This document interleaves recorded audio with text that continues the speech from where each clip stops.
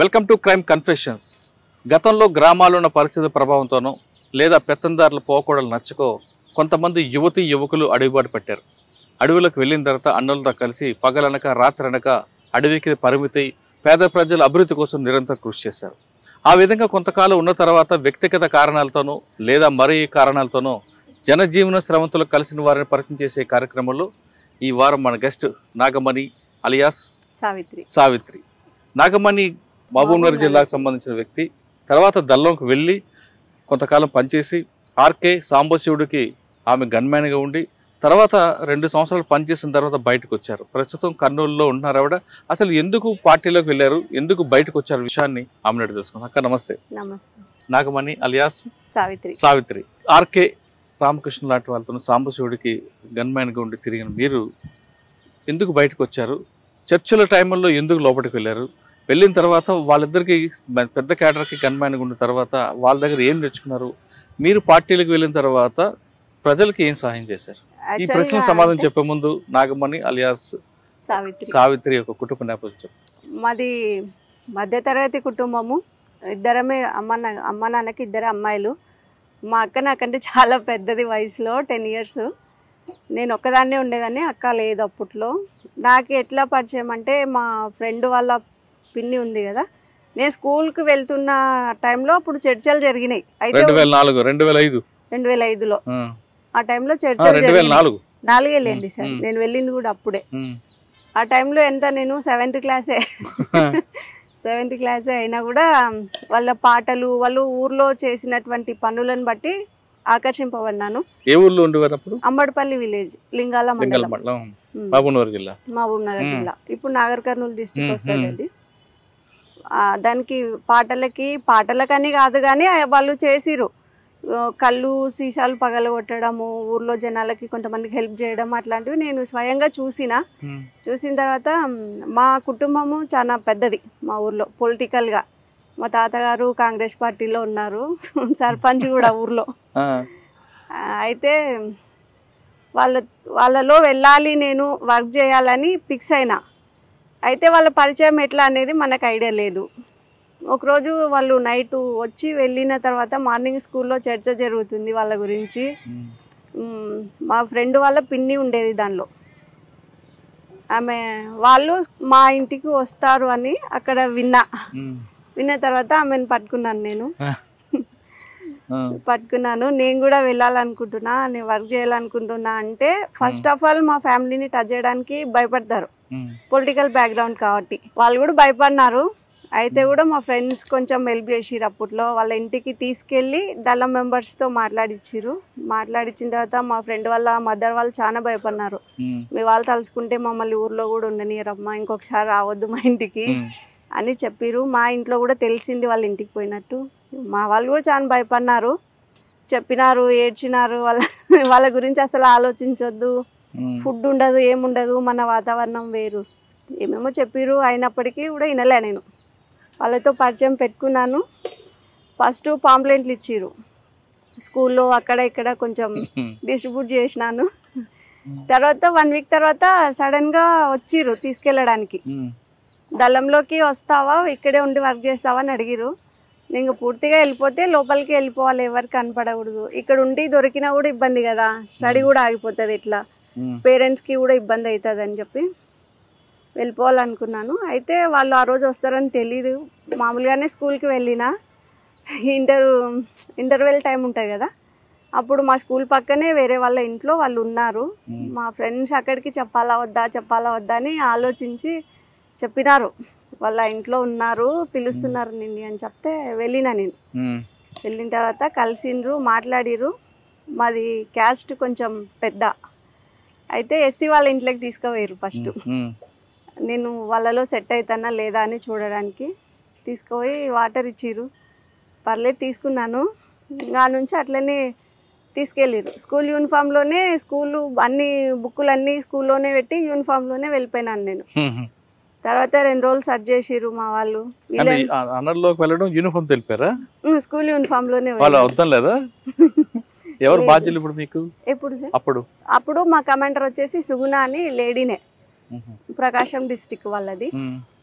ఆమె అప్పుడు ఏదో హెల్త్ ప్రాబ్లం వల్ల బయటికి వెళ్ళి ఆ టైంలో వచ్చినారు. ఆమెనే తీసుకెళ్ళింది మమ్మల్ని. వెళ్ళడం అడవిలోకి వెళ్ళిపోయారా మీరు?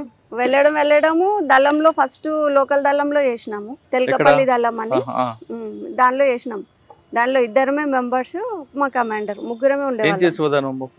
ఏం లేదు సార్, దానిలో ఊర్లలో మీటింగ్స్ కండక్ట్ చేయడము, విప్లవం గురించి వాళ్ళకి అవగాహన కల్పించడం, భూ పోరాటాలు చేసినాము, కళ్ళు సారా ధ్వంసం చేయడము, కొంచెం లేని వాళ్ళకి భూములలో ఎర్ర జెండాలు వాతడము, ఇయ్యడము, అట్లాంటివి చేసినాము. కేసులు కూడా బాగానే అయినాయి అప్పట్లో. అయితే మైనర్ అయినందుకు ఇప్పుడైతే నా మీద ఏం లేవు. అప్పుడు నేను మైనర్ కదా, సరెండర్ అయినప్పుడు కూడా మైనర్నే. ఎంతకాలం చేసావు అక్కడ? 2 సంవత్సరాలు చేసి. బయట ఎంతకాలం? బయట అతి తక్కువ కాలం, 1 month 2 months ఉన్నాను. అప్పటికి నేను బాగా ఫోకస్ అయినాను. చిన్న ఏజ్ లో వెళ్ళినా కాబట్టి కొంచెం రాలేదు సార్. నేను సరెండర్ అయ్యే రోజు వరకు వాళ్ళు గుర్తు రాలేదు నాకు బేసిక్ గా. అంటే పార్టీ వైపు, అందులో పార్టీలో మంచి కల్చరే ఉండేది అప్పట్లో. ఇప్పుడు బయట అయితే మీరు దాదాపు మోతలు ఇవే ఉంటాయి. ఇప్పుడు ఇబ్బంది పడలేదా? పడినాం సార్, చాలా సార్లు పడినాము. ఒకసారి ఎన్కౌంటర్ టైంలో చాలా ఇబ్బంది పడినాము. నీళ్లు లేవు, ఫైరింగ్ జరుగుతూనే ఉంది. నా వెపన్ వచ్చేసి మధ్యలో స్ట్రక్ అయిపోయింది, క్లోజ్ అవ్వట్లేదు, అది బుల్లెట్ బయటకు రావట్లేదు, మధ్యలో స్ట్రక్ అయింది. ఆ వెపన్ పట్టుకొని సుమారు అంటే 10 kilometers వెళ్ళిపోయినాము. నడవడానికి కూడా శక్తి లేదు. ఆర్కే నా పక్కనే ఉన్నారు. నేను ఆయన గన్మెన్ కాదు, కానీ నేను సరెండర్ అయిన తర్వాత గన్మెన్ అని పోలీసు వాళ్ళు విడిదిచ్చేసినారు.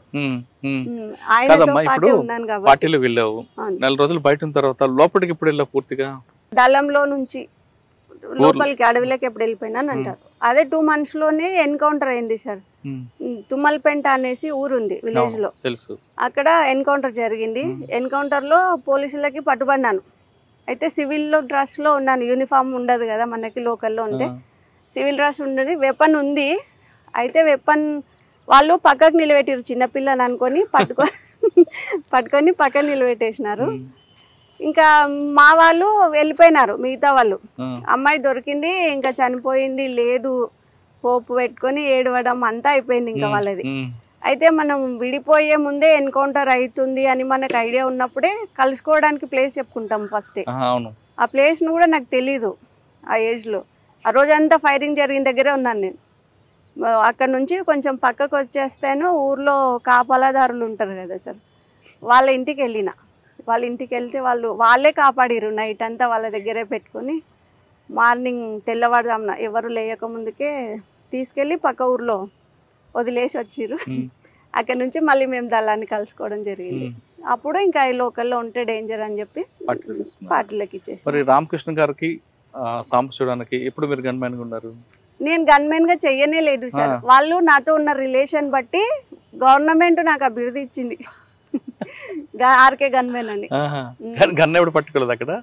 గన్ను మామూలు ఎవరు గన్మెన్ కాదు నేను. వాళ్ళతో ఉన్నారు మీరు? వాళ్ళతోనే ఉన్నాను. ఇద్దరితో పని చేస్తున్నప్పుడు ఏం నేర్చుకున్నారు మీరు? సాంబశివుడు అయితే చాలా మంచి మనిషి అసలుకి. ఆయనను లాస్ట్ మూమెంట్లో కూడా చూడలేకపోయినాము. అయితే చాలా నేర్చుకున్నాను ఆయనను చూసి. ఆయన ఎప్పుడు అంటుండేటోడు, చిన్నపిల్లలు దళంలో ఉండకూడదు, ఇంటికి వెళ్ళిపోవాలా అంటే వెళ్ళిపోవాలని కాదు, కానీ అది ఉన్న మా ఫ్రెండ్షిప్ కొద్దీ అట్లా సతాయిస్తుండేటోడు అనమాట.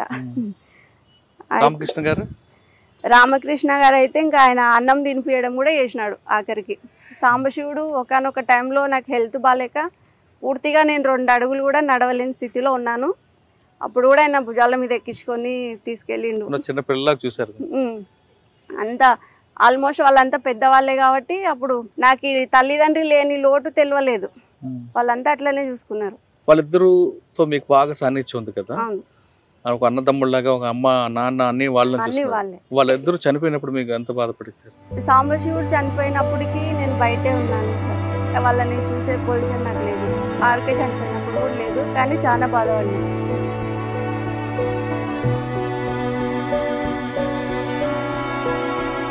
అంటే కుటుంబం వాళ్ళని చూసుకున్నారు 2 సంవత్సరాలు.